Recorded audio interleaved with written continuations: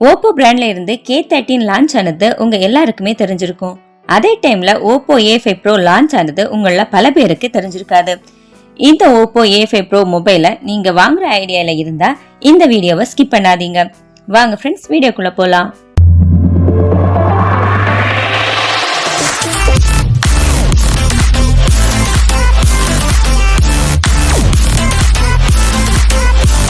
நான் இந்த மொபைலை வாங்க காரணம் இந்த வீடியோவை பாருங்க, உங்களுக்கே தெரியும்.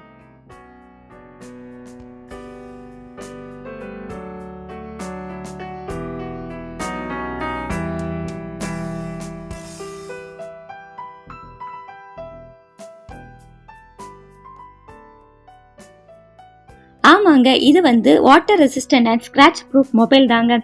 இது 6 feet ஹைட்ல இருந்து கீழே விழுந்தாலும் மொபைலுக்கு எதுவுமே ஆகாதுன்னு இந்த வீடியோவை பார்த்தாலே உங்களுக்கு தெரிஞ்சிருக்கும்.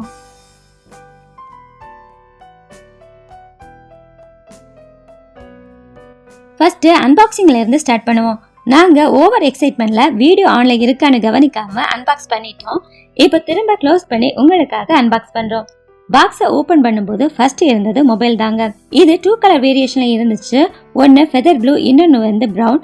நாங்க வாங்கினது பிரவுன். உள்ள சிலிக்கான் கேஸ் கொடுத்திருக்காங்க. இது பிளாக் கலர் பிளெயின் சர்ஃபேஸ்ல கொடுத்திருந்தாங்க. டைப் சி கேபிள் கொடுத்திருக்காங்க. 45 வாட்ல ஒரு சார்ஜரும் சிம் எஜெக்டர் டூலும் கொடுத்திருக்காங்க. இதுதான் பாக்ஸுக்குள்ளாடி இருந்துச்சு. இது கூடவே யூசர் மேனுவலும் கொடுத்திருந்தாங்க.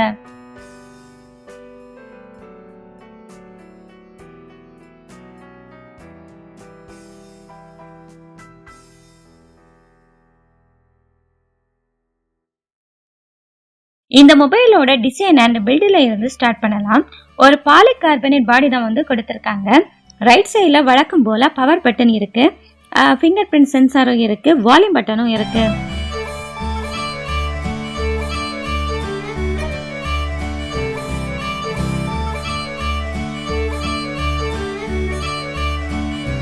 அப்படியே லெஃப்ட் சைட் பாத்தீங்கன்னா சிம் ட்ரே கொடுத்திருக்காங்க. இது ஹைபிரிட் சிம் ஸ்லாட். உங்களுக்கே தெரியும், இதுல ஒரு மெமரி கார்டு அண்ட் ஒரு சிம் கார்டு போட்டுக்கலாம், அல்லது 2 சிம் கார்டு போட்டுக்கலாம். இந்த மொபைலோட திக்னஸ் 7.86 mm. அது மட்டும் இல்லாம IP68 அண்ட் IP69 ரேட்டிங் கொடுத்திருக்காங்க. ப்ராடக்ட் கம்பேரிசனுக்காக ஓவராலா டிசைன் சைடும் சரி, அது மாதிரி பில்டு குவாலிட்டியும் சரி, IP ரேட்டிங்கும் சரி நல்லா பண்ணியிருக்காங்க. ஆனா இவங்க டிஸ்பிளே எக்ஸ்பெக்ட் பண்ண அளவு நல்லா பண்ணல. டிஸ்பிளேயை பார்க்கும்போது IPS LCD டிஸ்பிளே கொடுத்துருக்காங்க. அதுவும் HD ரெசல்யூஷனோட 18,000 பட்ஜெட் மொபைலுக்கு வெறும் HD ரெசல்யூஷன்ங்கிறது அக்செப்ட் பண்ண முடியாத ஒன்றா இருக்கு. ஸ்டார்டிங்ல சொன்னது போல வாட்டருக்குள்ள விழுந்த மொபைலை கூட நம்ம தாராளமாக யூஸ் பண்ணிக்கலாம்.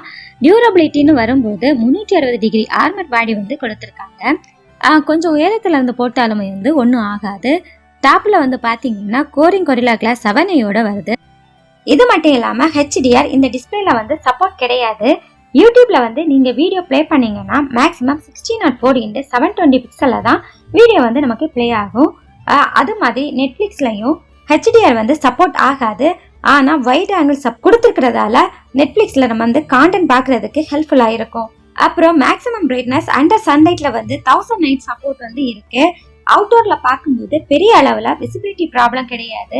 ஆனா டிஸ்பிளே பாத்தீங்கன்னா இந்த பிரைஸ் ரேஞ்சுக்கு அந்த அளவுக்கு ஒர்த் இல்லாதது மாதிரி தான் இருக்கு. கேம்ஸ் விளையாடும் போது அந்த மூமெண்ட்ஸ் எல்லாமே அக்யூரேட்டா மானிட்டர் பண்ண முடியல. இது ஒரு மேஜர் ப்ராப்ளமாவே இருக்கு. கேமரான்னு பார்க்கும்போது rear wide angle 50 MB and monogram 2 MB 5P and 3P லென்ஸோட வருது.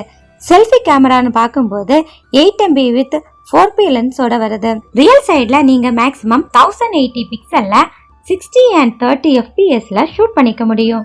ஆனா 720 பிக்சல்ல 30 FPSல மட்டும் தான் ஷூட் பண்ணிக்க முடியும். Next performance. மீடியாடெக்கோட 6300 ப்ராசஸர் கொடுத்திருக்காங்க. இந்த ப்ராசஸர் ஓரளவு நல்ல ப்ராசஸர் தான், நல்லா பெர்ஃபார்ம் பண்ணக்கூடியதான். ஆனா இந்த மொபைல் பட்ஜெட் ரொம்பவே பெருசு. இங்க ப்ராசஸர் அப்படின்னு பார்க்கும்போது இந்த பிரைஸ் ரேட்டுக்கு இது வீக்கான ப்ராசஸர் தான். RAM பாத்தீங்கன்னா 128 GB UFS 2.2 ஸ்பெசிபிகேஷனோட வருது. இதுக்கு அல்டர்னேட்டா UFS 3.1 இந்த பட்ஜெட்டுக்கு கொடுத்திருக்கலாம். இதை யூஸ் பண்ணும்போது ஓரளவு ஸ்மூத்தா தான் இருக்கு. 83% ஸ்டேபிலிட்டி நமக்கு கிடைக்குது. இது கேமிங் போனா அப்படின்னு கேட்டா கண்டிப்பா இல்ல. ஃப்ரண்ட் கேமரான்னு வரும்போது 1080 பிக்சல்ல 30 fpsல ஷூட் பண்ணலாம். நீங்க ஒரு கான்டென்ட் கிரியேட்டரா இருந்தா 4K யூஸ் பண்ணி வீடியோஸ் வந்து ஷூட் பண்ண முடியாது. அப்புறம் ஸ்டெபிலேஷனை பார்க்கும்போது ஓரளவு நார்மலான ஸ்டெபிலேஷன் தான். ஆடியோ குவாலிட்டியும் பரவாயில்லாம இருக்கு. இமேஜை பார்க்கும்போது இன்டோர் அண்ட் அவுட்டோர்ல வந்து ரொம்பவே நல்லா இருக்கு. இந்த ஃபோன் கேமரா ரொம்ப ஹைப் இருக்குன்னு சொல்ல முடியாது. போர்ட்ரேட் மோட்ல பார்க்கும்போது இமேஜ் வந்து ரொம்பவே நல்லா இருக்கு. நைட் மோட் அல்லது லோ லைட்ல இருந்து எடுக்கும்போது நாய்ஸ் வந்து ரொம்பவே தெரியுது.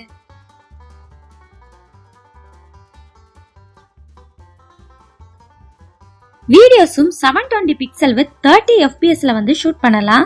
ஸ்லோமோ வந்து 720 பிக்சல் வித் 120 fpsல வந்து ஷூட் பண்ணலாம். அப்புறம் பாத்தீங்கன்னா டைம் லேப்ஸ் வந்து 1080 பிக்சல் வித் 30 fpsல வந்து ஷூட் பண்ணலாம். டியூயல் வியூ வீடியோ வந்து 720 பிக்சல் வித் 30 fpsல வந்து ஷூட் பண்ணிக்கலாம். சாஃப்ட்வேரை பார்க்கும்போது ஆண்ட்ராய்டு 15ல கலர் OS 15.0 தான் கொடுத்துருக்காங்க. இதுல நிறையவே ஃபீச்சர்ஸ் இருக்கு, நல்லா ஸ்மூத்தாகவும் இருக்கு. பட் இதெல்லாம் நல்லா இருந்தாலுமே நம்ம மெனுவை ஓப்பன் பண்ணும்போது ஆப்ஸ் வந்து எக்கச்சக்கமாக கொடுத்துருக்காங்க. ஷார்ட் மேக்ஸ், ஸ்னாப்சாட், கேம்ஸ் அப்படி நிறைய அன்வான்ட் ஆப்ஸ் வந்து கொடுத்துருக்காங்க.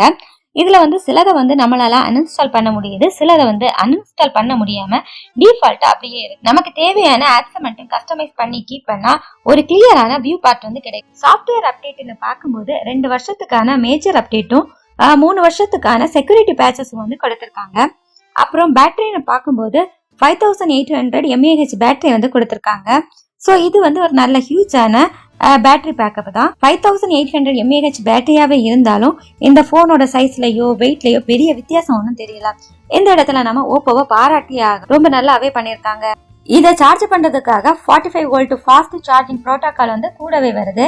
இதை வச்சு சார்ஜ் பண்ணோம்னா 100% ஆக 1.5 மணி நேரம் வரை டைம் எடுத்துக்கும். ஸோ ஒரு 5800 mAh பேட்டரின்னு சொல்லும் போது இன்னும் கொஞ்சம் ஃபாஸ்டா சார்ஜ் ஆகுற மாதிரி கொடுத்துருந்தா இன்னும் கொஞ்சம் நல்லா இருந்திருக்கும். ப்ளூடூத் 5.3 வந்து இந்த போன்ல வந்து வருது. அது மாதிரி Wi-Fi 5 சப்போர்ட் வந்து இருக்கு. இதுல ரியல் சிம் லைன்ல வந்து 5G சப்போர்ட் வந்து கொடுத்துருக்காங்க.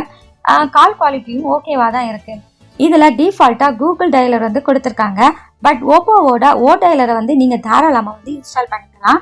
அதுல வந்து கால் ரெக்கார்டிங் ஆப்ஷன் எல்லாம் வந்து கொடுத்துருக்காங்க. அடுத்து இதோட பிரைஸ்ன்னு பார்க்கும்போது 17,999 ரூபாய்க்கு 8GB RAM 128GB ஸ்டோரேஜும், 19,999 ரூபாய்க்கு 8GB RAM 256GB ஸ்டோரேஜும் வந்து கொடுத்துருக்காங்க. இது கொஞ்சம் ஓவர் ப்ரைஸ் பண்ண போல தான் இருக்கு. இதுல நல்ல விஷயம்னு சொல்றது வந்து IP68 ரேட்டிங்கும், இதோட டிசைனும் அண்ட் இதோட பேட்டரியும் இதுல இருக்க வந்து நல்ல விஷயங்க. பட் வீக்கான டிஸ்பிளே, இந்த ரேட்டுக்கு வந்து ஒத்து வராத அவுடேட்டடான சிப்பு, அது மாதிரி நைட் போட்டோகிராஃபி, இது எல்லாமே 18,000 ரூபாய் பட்ஜெட்டுக்கு இந்த மொபைல் வாங்குறதுக்கு கொஞ்சம் யோசிக்க தான் செய்யணும். மொபைல் யூசேஜ் பெரிய அளவில் தேவையில்லை அப்படின்னு சொல்றவங்க இந்த மொபைலை வந்து தாராளமா வந்து கன்சிடர் பண்ணலாம். இந்த மொபைல் உங்களுக்கு ஒர்த்தானதா தெரிஞ்சிச்சுன்னா கீழே கமெண்ட்ல சொல்லுங்க. ஓகே ஃப்ரெண்ட்ஸ், நெக்ஸ்ட் வீடியோல இன்னொரு இன்ட்ரெஸ்டிங்கான இன்ஃபர்மேஷனோட உங்களை சந்திக்கிறேன். தேங்க்ஸ் ஃபார் வாட்சிங்.